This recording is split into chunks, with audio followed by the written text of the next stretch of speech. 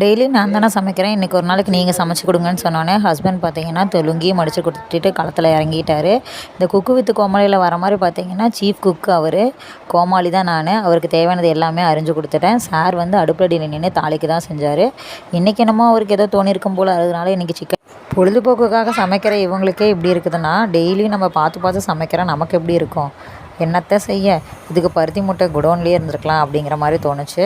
கரெக்டாக பார்த்திங்கன்னா உப்பு காரெல்லாம் பார்த்து செக் பண்ணிக்கிட்டு இருந்தார். எனக்கும் கொஞ்சம் கொடுத்தாரு. எல்லா உப்பு காரெல்லாம் கரெக்டாக இருந்தது. ஆல்மோஸ்ட் பார்த்திங்கன்னா சமையல் வேலையெல்லாம் சைட் பை சைடாக முடிச்சுட்டாரு. இன்றைக்கி மதியானம் ஸ்பெஷல் லஞ்ச் பார்த்திங்கன்னா சிக்கன் பிரியாணி, ஒரு அடுப்பில் பார்த்திங்கன்னா முட்டை இன்னொரு அடுப்பில் பார்த்திங்கன்னா ஃபிஷ்ஷும் வெந்துக்கிட்டு இருக்குது.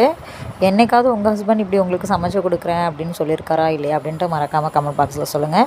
இன்றைக்கி டே வந்து இப்படி தான் எங்களுக்கு போச்சு. மதியானம் லஞ்ச் வந்து சிறப்பாக சாப்பிட்டு முடிச்சாச்சு. இந்த மாதிரி வீடியோஸ் உங்களுக்கு பிடிக்கும்னா மறக்காமல் என் சேனலை சப்ஸ்கிரைப் பண்ணிக்கோங்க. டாட்டா பாய் பாய். நாளைக்கு பார்க்கலாம். மறக்காமல் ஒரு லைக்